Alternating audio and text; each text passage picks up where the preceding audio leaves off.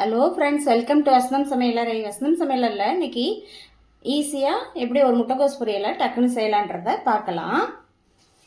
அதுக்கு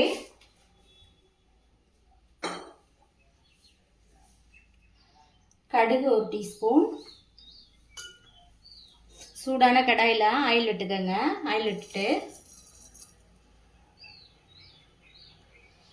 1 டீஸ்பூன் கடுகு,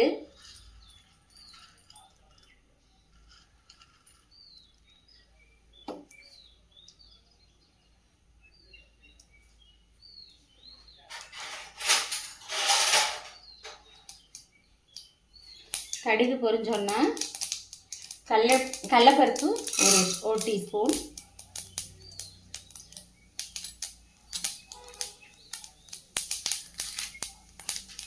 ஃப்ரெஷ்ஷான கருவேப்பிலை ஒரு இது,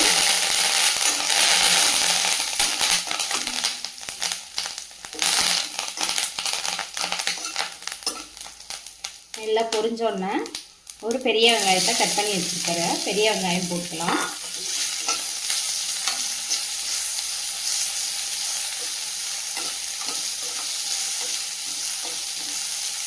வெங்காயத்தை நல்லா வதக்கி விடுங்க. வதங்கினதுக்கப்புறம் ஒரு 2 பச்சை மிளகாயை 2ஆக கீறி வச்சுருக்கேன்.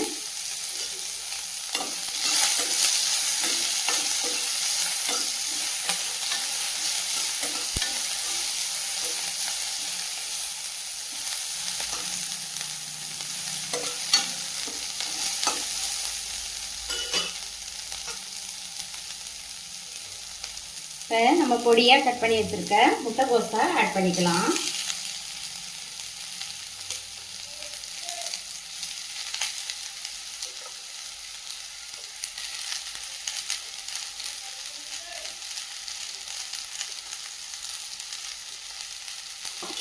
நல்லா கலந்து விடுங்க.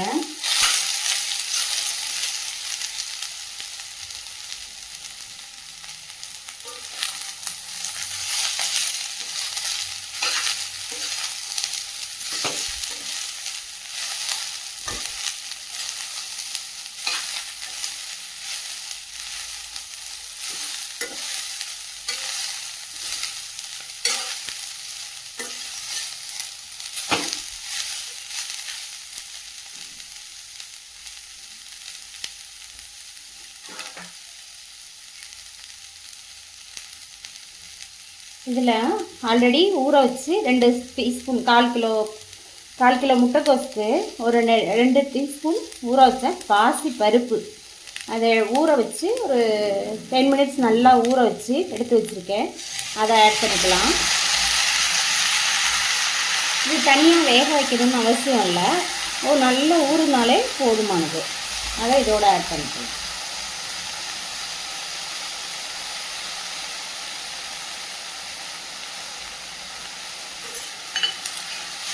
இதோடையே லைட்டாக தண்ணி சேர்த்து ஆட் பண்ணி ஒரு மூடி போட்டு மூடி வச்சுக்கோங்க.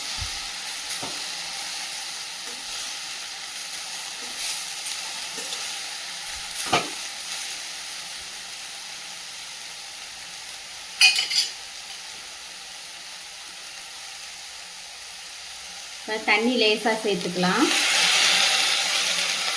சேர்த்துட்டு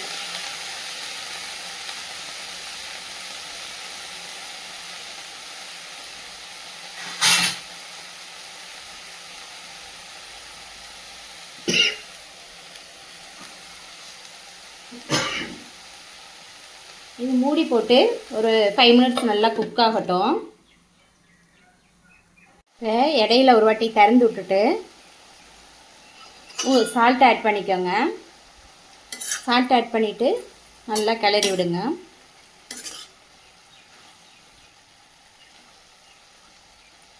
இன்னும் ஒரு 5 மினிட்ஸ் ஆகட்டும். இடையில கிளறி விடுங்க. ஃபைனலாக முட்டைக்கோஸ் நல்லா வெந்து வந்துருச்சு.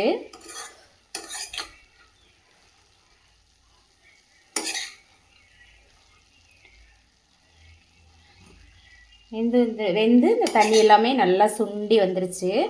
இந்த ஸ்டேஜில் நம்ம ஒரு 1/4 மூடி தேங்காய் துருவி வச்சுருக்கோம். அந்த தேங்காய் துருவலை போட்டுக்கலாம்.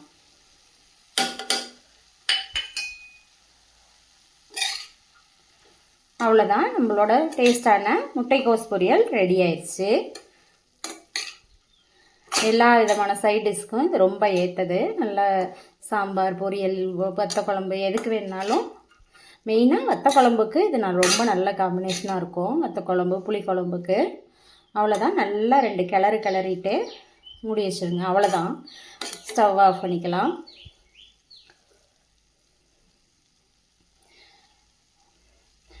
இந்த டிஷ்ஷை செஞ்சு பாருங்கள். ஈஸியான டிஷ்ஷு தான், செஞ்சு பாருங்கள்.